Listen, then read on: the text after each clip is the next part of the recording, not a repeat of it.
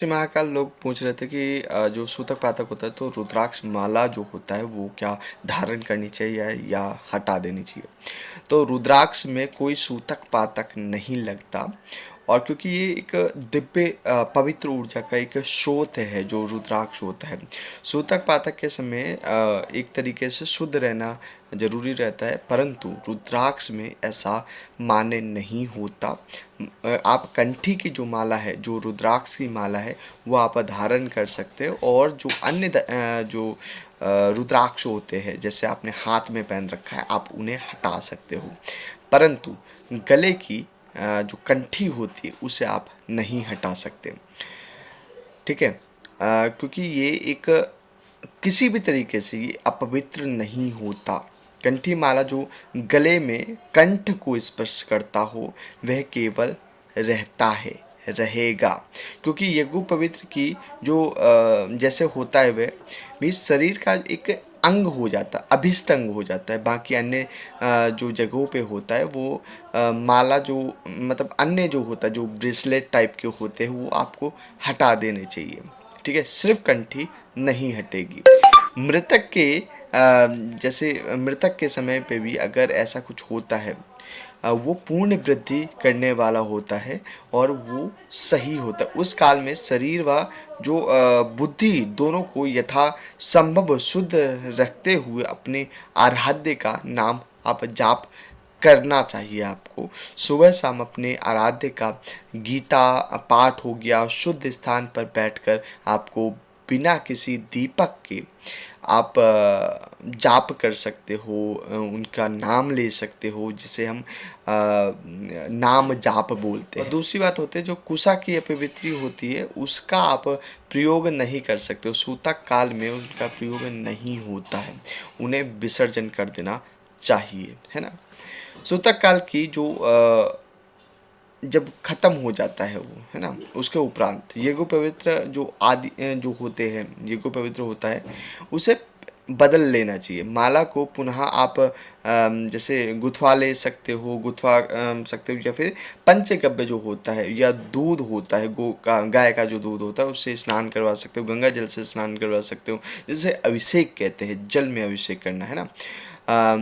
इसमें जब आप करोगे तंत्रोक्त देवी सूक्त के पाठ से आप अभिमंत्रित कर सकते हो, या फिर आप उस माला को 5 माला शिव पंचाक्षरी मंत्र, जिसे ओम नमः शिवाय के मंत्र नाम से जानते हैं, उस मंत्र से आप उसे जाप कर सकते हो। वो आपका पुनः शक्ति रूप हो जाता है। कपूर से उसे धूप दीप दिखाकर आप उसका पूरी तरीके से ऊर्जावान कर सकते हो।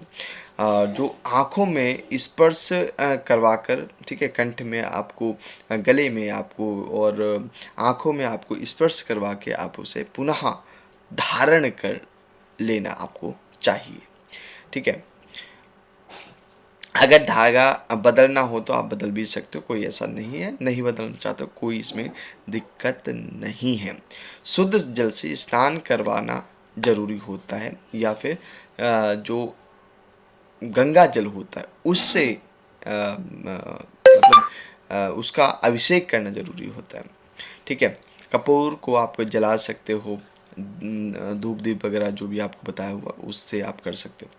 अग्नि से स्पर्श भी आपको करवाना है। अग्नि के आपने माला लिया, हल्के सा अग्नि के उसमें लगाया तो उसे स्पर्श आप करवा सकते हो। जलना नहीं चाहिए ना, उसका ताप नहीं लगना चाहिए ज़्यादा, है ना। इस स्थिति में आपको जरूरी ध्यान रखना है, इस सिर्फ स्पर्श कराना है, इस बात का ध्यान देना चाहिए। अग्निदेव को भगवती पार्वती का वरदान है कि उनके स्पर्श से अशुद्धियों का नाश हो जाएगा। इतना करने मात्र से जो तंत्रोक्त देवी सूक्त से अभिमंत्रित या फिर पंचाक्षरी मंत्र से जो अभिमंत्रित जो माला है वो आपको पुनः गले में धारण कर लेनी चाहिए। जाप माला के समय भी इन्हीं विधानों का आपको पालन करना चाहिए। जब आप सूतक पातक से निवृत्त होंगे, हटेंगे, उस समय पे आपको जो जाप आप माला करते हो, जाप से जिस माला से जाप करते हो उसका भी सेम विधान आपको करना है। ठीक है। प्रथम जल से अभिषेक करना है। जल को तुलसी डाल सकते हैं, आंवला अथवा बेल वृक्ष की जड़ में डाल दीजिए, ठीक है, आप उसमें डाल सकते हो।